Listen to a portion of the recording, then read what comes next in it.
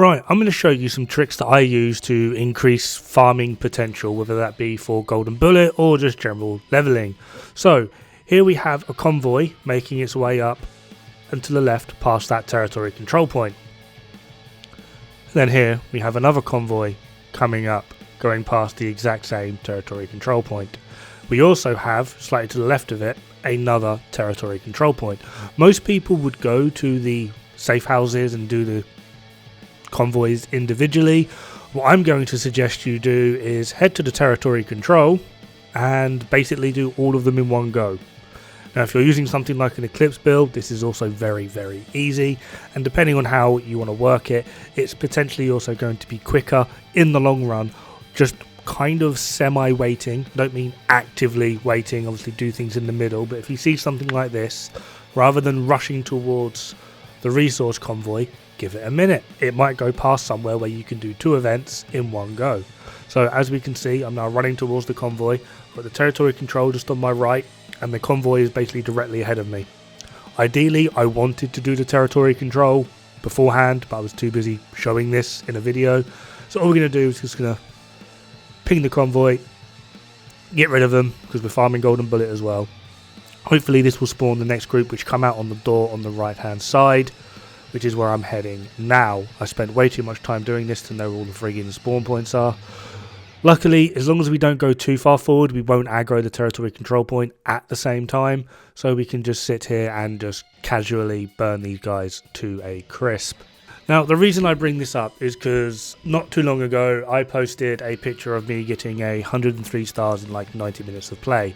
Now, it was essentially just by doing things like this. If you're not trying to show off in a video and actively do this and pay attention to the map and know where certain things intersect, you can quite regularly do things like this, where you can do 2 or 3 events in a row which don't really take you too much longer than what it would normally take, and rather than getting one convoy, one level, you're doing a convoy next to a territory control that also maybe has another convoy walking past in like a couple of seconds, effectively turning your farm from one convoy, one level, to one convoy plus a little bit extra to give you more than one level.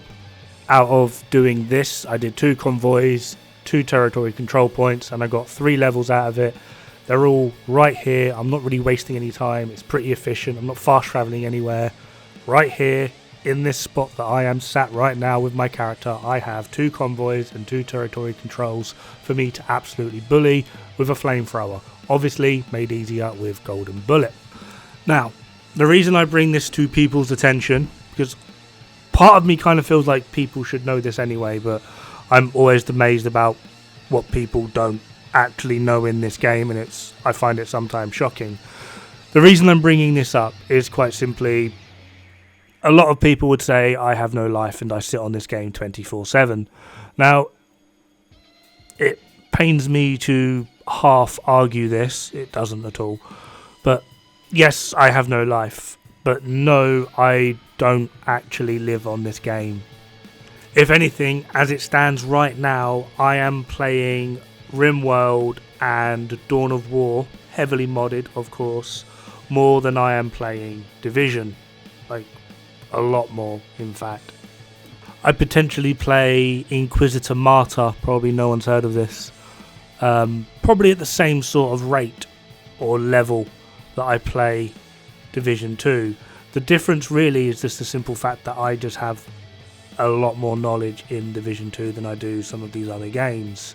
So when it comes to being able to optimize efficiently the time I spend in this game, I've got a lot more practice in it. And it comes from understanding the builds, knowing what the builds are good for, knowing how to utilize the builds quickly, cleanly and efficiently, as well as understanding the areas that I am actually playing in. So, what we're going to do now is I'm going to highlight some areas for you to pay attention to. First one is this control point right here. Often a convoy will go straight past. Another one is just above DUA, this public execution. A lot of the times you'll see convoys go up and past that. You can get 2 events in one quite easily there. Next to this territory control, to the left in that building, there's also another territory control that pops up. If not, it's a public execution. Pay attention to that.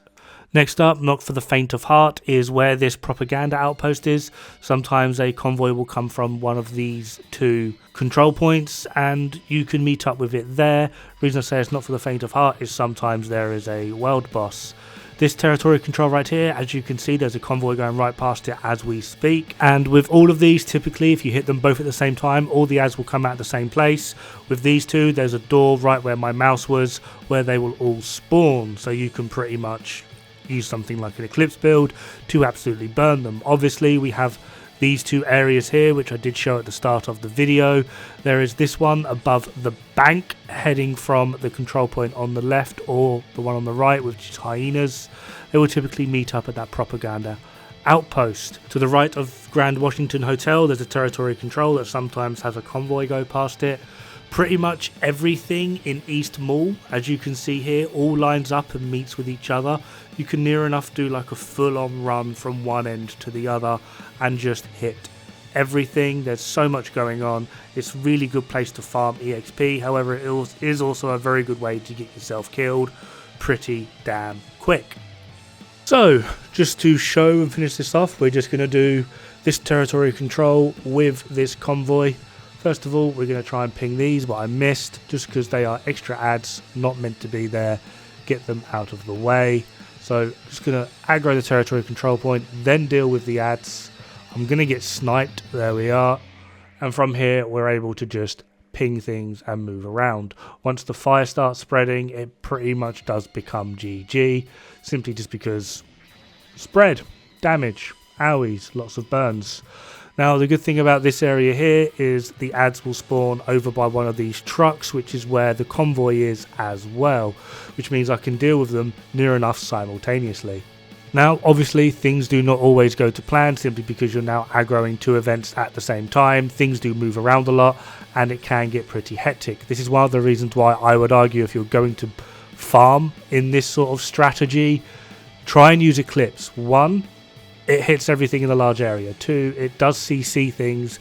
And 3, it's probably one of the more comfortable builds to use when playing around with directives, if you wish to use directives. Mainly because where it highlights enemies, utilizing the fire, you don't necessarily need the radar because you can keep track of things visually when they're on fire. Second one being armor break. Due to the rate in which you're able to kill things, either you're not going to get hit or you're going to be gaining enough health from fireball to keep yourself alive. Pistolero doesn't matter, all of your damage comes from your skills. Cool skills is fine because you only really need to proc it once or twice to kill everything, and then you get more than enough tokens back, which leaves the last one, which is special ammo. Quite simply, kill things before you die. So that is going to do it for this video. I'm hoping this highlights maybe some weird misconceptions people have had about farming and leveling. Once you get like a good setup and you get on a roll, RNG depending, because obviously it's going to depend on what events are going on your map at the time, but 1 level a minute is not out of the question. It's something that's entirely possible and achievable as long as you have the patience, the knowledge and the capability to do it. Anyway, have fun, good luck, don't die, it's bad for the health.